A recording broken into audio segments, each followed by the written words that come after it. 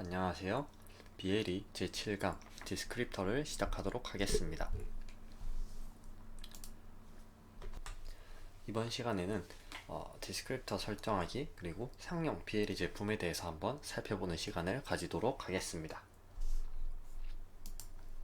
디스크립터 설정을 위해서 윈도우즈 10 그리고 큐브 MX는 지난 시간에 한 거를 그대로 사용할 것이기 때문에 큐브 IDE만 사용해 주시면 되겠습니다.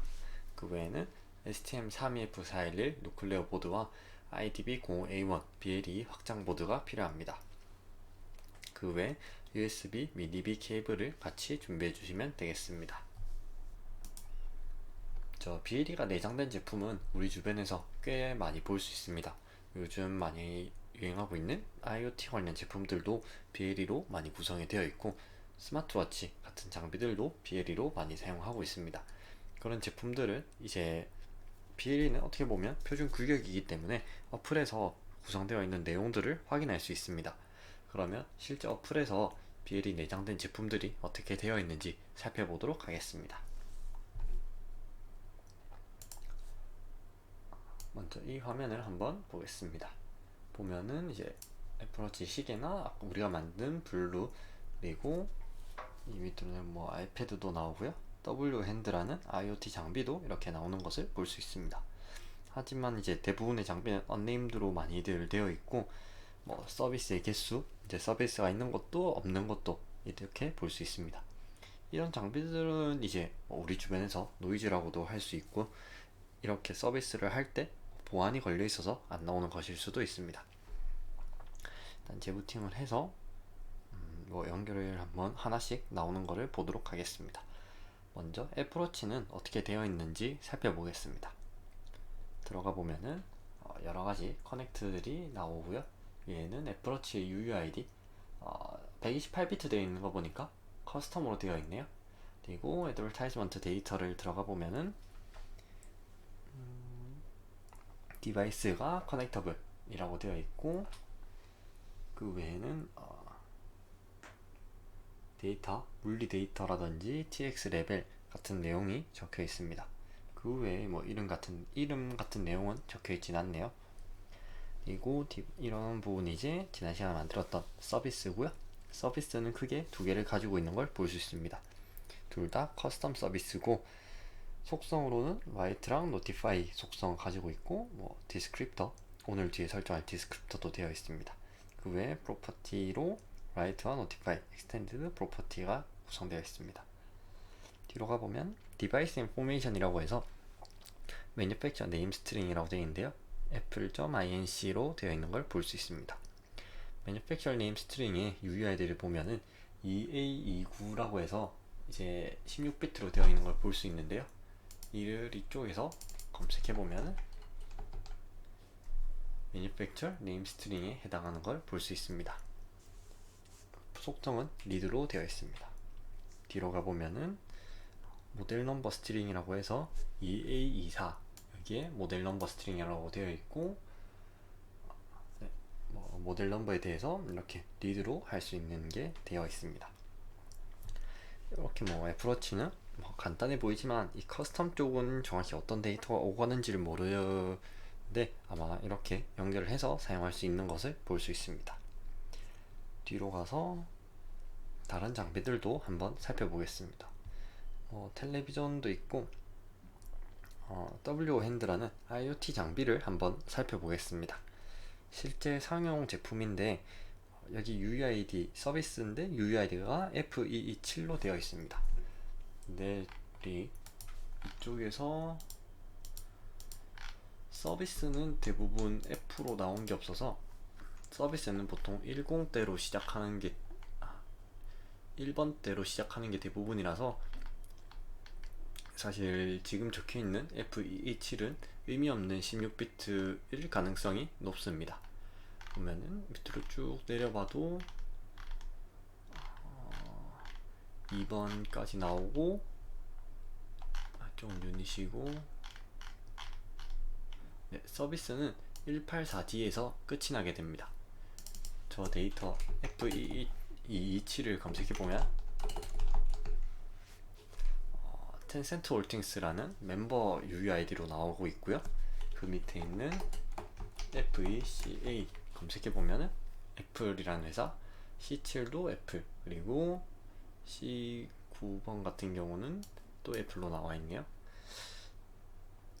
이 장비는 근데 애플과는 큰 연관이 없는 장비라서 일단 속성은 인디케이터와 라이트, 리드 이렇게 세 가지 나와 있는 걸 볼 수 있습니다. 이렇게 이제 해두면은 헷갈릴 수 있으니까 UUID를 설정할 때 반드시 잘 보고 설정해 주시는 것이 좋습니다. 그 밑에는 이제 커스텀 UUID가 들어가 있는 걸 볼 수 있고 노티파이와 라이트 볼 수 있습니다. 쪽 커스텀 들어가 보면 디스크립터에 클라이언트 캐릭터리스틱 컨피그레이션 이라고 되어 있고 영어로 그냥 값이 나와 있습니다. 이렇게 해서 이제 상용 제품들이 이런 식으로 구성되어 있다 볼 수 있고, 막 엄청 많은 서비스나 엄청나게 많은 캐릭터리스틱들을 가지고 있는 것은 아닙니다.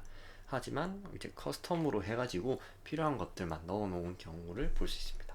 혹은 이제 이런 식으로 16비트를 넣은 경우도 있는데, 이거는 이제 헷갈릴 수 있으니까 반드시 하지 않도록 주의해 주시기 바랍니다. 연결이 약해져서 끊어졌는데요. 장비를 끄고 아까 잠깐 나왔던 인디케이션이라고 하면은 인디케이션과 노티피케이션을 좀 헷갈릴 비슷한 용도로 사용이 됩니다. 지속적으로 데이터를 전송하는 그런 개념인데요. 둘 다 그 둘의 차이는 ACK 신호와 관계가 있습니다. Acknowledgement 코드의 ACK 신호는 Acknowledgement 코드의 약자로 이제 정상 수신했음을 알리는 신호인데요. 주변의 애드버타이징은 주변에 뿌리기만 하고 그게 잘 도달했는지는 알 수 없다고 말씀드렸습니다. 근데 그 밑에 있는 노티피케이션의 속성도, 노티피케이션이나 인디케이션의 속성도 주변에 데이터를 주기만 하고 그거에 대한 응답을 따로 받지는 않는데, 차이라고 하면은 인디케이션 신호는 데이터를 수신했을 때 ACK 신호를 전송합니다. 그러니까 서버, 즉 장비, 그러니까 휴대폰과 장비라고 봤을 때 휴대폰이 클라이언트, 장비가 서버가 됩니다. 장비에서 인디케이션으로 계속 신호를 뿌리고 있으면, 만약에 휴대폰 클라이언트에서 그 데이터를 봤다 그러면은 ACK 신호가 장비로 전송이 됩니다. 그러면 이제 그거에 따른 변화를 줄 수가 있을 거고요. 근데 노티피케이션 신호는 ACK 신호를 전송 안 하고 그냥 계속 지속적으로 받기만 하므로 이게 잘 전달이 되었는지 아닌지 그 정보를 얻을 수 없습니다. 그래서 예를 들어 인디케이션이면 데이터가 수신이 됐다 그러면은 수신되고 나서부터 데이터를 바꾼다거나 혹은 추가 데이터를 준다거나 할 수 있는데, 노티피케이션은 ACK 신호를 받을 수 없으니까 그런 역할을 할 수는 없습니다. 이제 필요에 따라서 구성을 해주시면 되겠고, 장비들마다 필요한 거에 따라서 맞춰주고 있습니다. 주의할 점은 UUID, 아까도 말씀드렸지만 서비스 UUID에다가 회사 UUID를 넣어두면은 데이터 전송이 짧아서 좋지 않냐라고 할 수도 있지만은, 그때 만약에 UUID로 인해서 원하는 동작이 안 되거나 엇갈리게 됐을 때의 문제점을 생각하면은 반드시 필요한 형태로 사전 예약된 UUID, 혹은 여기 없으면은 이제 128비트로 만들어서 넣어주시면 되겠습니다. 그러면 아까 봤던 디스크립터라는 개념을 한번 더 보도록 하겠습니다. 이제 캐릭터리스틱이나 서비스 혹은 프로퍼티 속성 그런 것들은 봤는데, 디스크립터는 오늘 처음 나온 개념입니다. 디스크립터는 이제 캐릭터리스틱에 부여되어 있고요. 이 캐릭터리스틱이 어떤 걸 의미하는지에 대한 설명이 되겠습니다. 예를 들어서 온도를 나타내는 캐릭터리스틱이다 그러면은 이게 어떤 값을 그러니까 커스텀 UUID다 하면은 이 커스텀 UUID만 봐서는 이게 어떤 걸 의미하는지 알 수 없습니다. 그래서 디스크립션에다가 아까 잠깐 보셨을지 모르겠는데 설명을 적어서 이거는 어떤 데이터다, 설정 데이터다, 혹은 온오프 데이터다 그런 걸 적어주고, 만약에 온도 데이터다 그러면은 이게 섭씨, 온도는 값이니까 이게 섭씨의 온도인지 화씨의 온도인지 그런 정보를 알려주고, 포맷, 그러니까 소수점 아래 한 자리만 있는 건지 두 자리만 있는 건지 16진수로 데이터를 주다 보니까 이 16진수를 어떻게 변환을 하면은 원하는 데이터를 볼 수 있는지 그런 정보들을 이제 디스크립터에 저장해두고 디스크립터를 사람들이 이제 보고 아 이거는 이런 데이터구나 하는 것을 볼 수 있습니다. 예를 들어서 애플워치의 커스텀으로 들어가 보면 디스크립터가 두 개 나와 있습니다. 하나는 Characteristic Extended Property 라고 나와 있고, 또 하나는 Client Characteristic Configuration 이라고 나와 있습니다. 클라이언트의 캐릭터를 설정하는 부분, 그리고 캐릭터리스틱 확장 속성에 관한 부분이라고 나와 있고요. 이거는 이제 여기서 데이터가 끝이므로 이것만 봐서는 이제 모든 정보를 알 수는 없지만은 아예 정보가 없는 것보다는 더 낫기 때문에 이렇게 이제 디스크립터를 작성해 주는 것입니다. 디스크립터 설정을 진행해 보도록 하겠습니다. 먼저 큐브 아이디 지난 시간에 작업하던 것을 이렇게 열어줍니다. 서비스 크리에이트 부분이 있고, 일단 메인이 되는 부분인 코어의 메인으로 들어가 줍니다. 들어가 보면은 이쪽 메인 쪽 구조는 그대로 있고, 인이 돼서 add simple service로 들어갑니다.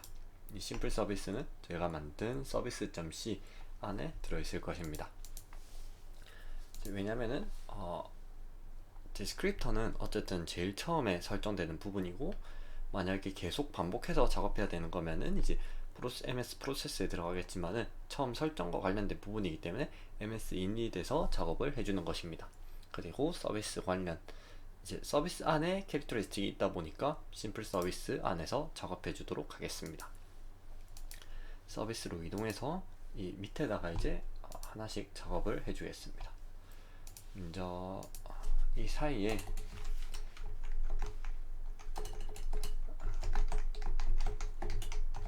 캐릭터 포맷, 차 포맷이라는 것을 선언해 줍니다.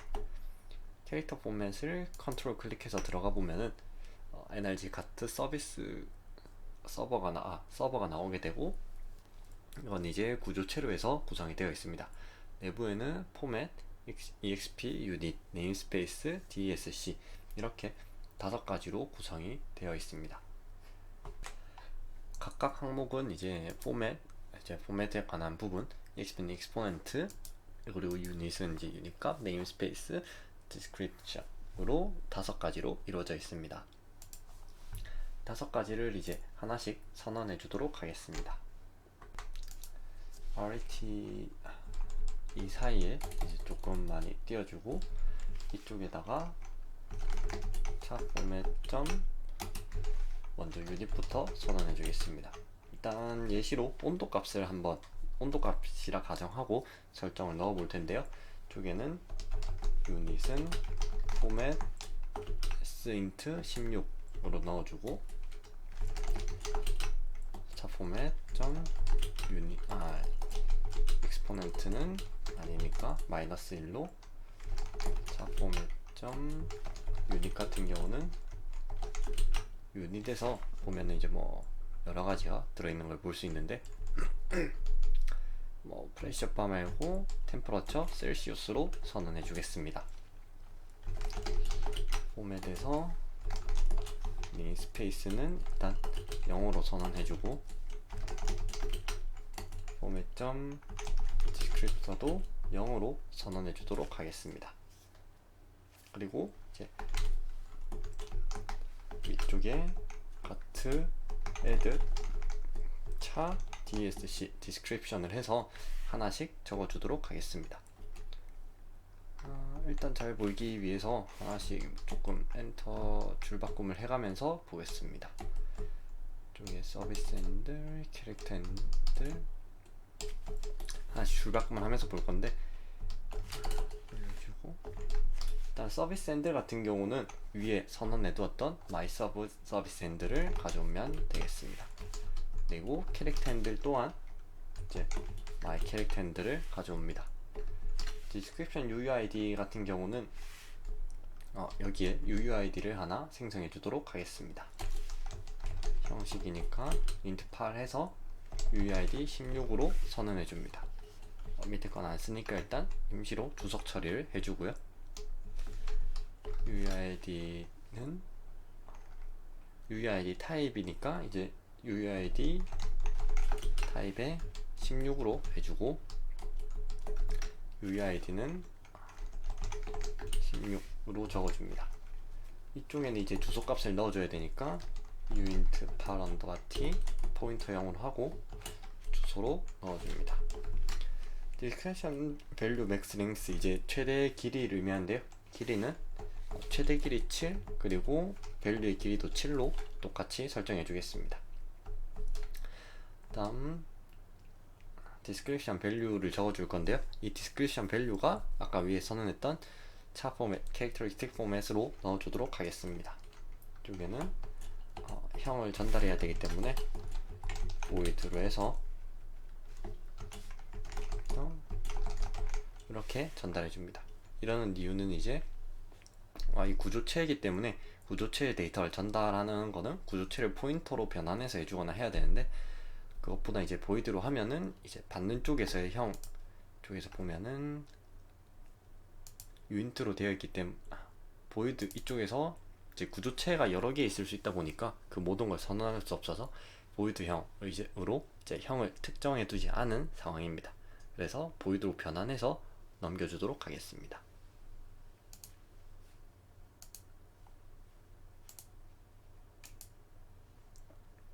다음으로 퍼미션 관련해서는 intr 퍼미션은 none으로 해주고, acc 퍼미션 같은 경우도 access 퍼미션을 의미하게 되고요. access 퍼미션 같은 경우는 read only로 해주도록 하겠습니다. 이벤트 마스크는 0이고 encrypt 키 같은 경우는 16으로 지난번과 같이 넣어줍니다. is variable 같은 경우는 변수는 아니니까 false로 넣어주고, descript handle은 이제 아직 선언이 안 되어 있는 부분인데 위에 하나 선언해 주도록 하겠습니다. 이쪽에다가 my dsc handle을 적어주고 이제 description handle을 이쪽에 선언해 준 것입니다. 이쪽에다가 마찬가지로 이쪽은 주소형으로 해서 dsc handle 형으로 전달해 줍니다.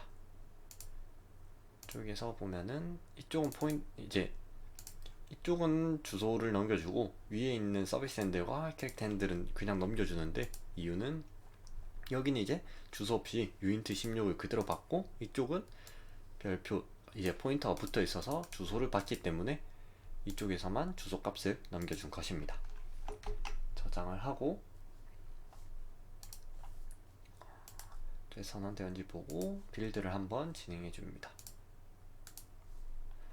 어차피 이 함수가 우리 블루에널 GMS 중에 init에 들어가 있고, 이 init이 어차피 코어 쪽으로 메인에 포함되어 있으니까 이쪽만 잘 적용이 되면은 바로 다 적용이 될 것입니다.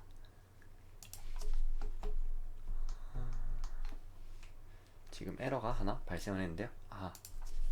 이쪽에 유닛은만 해줘야 되는데 같이 중복돼서 겹친 게 나왔습니다. 이런 걸 잘 확인해 빌드에서 거의 다 확인할 수 있는데, 혹시나 에러가 있다면은 이런 실수가 없는지 한 번 더 확인해 주시기 바랍니다. 그리고 이쪽도 똑같이 유닛으로 중복 선언해 주었는데,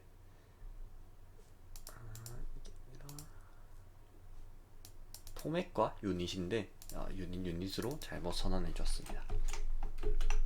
포맷으로 다시 바꿔주고 프로젝트의 빌드 O를 눌러줍니다. 그럼 워링 없이 다 잘 완료가 되었고요. 런을 눌러서 프로그램을 실행시켜 줍니다. 그러면은 업로드가 다운로드까지 완료되었습니다. 업로드가 완료되었으면 어플을 켜가지고 이제 들어가 보도록 하겠습니다. 블루 이름 그대로 클릭을 해주고 들어가 보면은 똑같이 이 캐릭터가 있을 것입니다. 캐릭터에 이제 디스크립터가 부여되는데, 디스크립터 밑에 선언되는 걸 보면은 캐릭터리스틱 컨피그레이션으로 나와 있고, 랭스는 7이니까 7, 그리고 뭐 바이트로 이렇게 쭉 데이터가 나온 것을 알 수 있습니다. 우리가 이제 뭐 많은 정보를 넣어준 게 아니기 때문에 이렇게 간단한 디스크립터가 나오게 되는데, 네임스페이스라든가 DSC 같은 정보들을 넣어주면은 조금 더 다양하게 정보를 넣을 수 있습니다. 이런 값을 이제 계속 변화를 줘서 여러 가지 테스트를 해볼 수가 있고요. 이것도 이제 뭐 하나의 규약이라면 규약이고, ST에서 쓰는 ACI 안에 속해 있는 거기 때문에 그에 따라서 이제 작성을 해주시면 필요한 정보를 넣을 수 있습니다. 그럼 이것으로 제 7강 디스크립터 설정하기를 마치도록 하겠습니다. 감사합니다.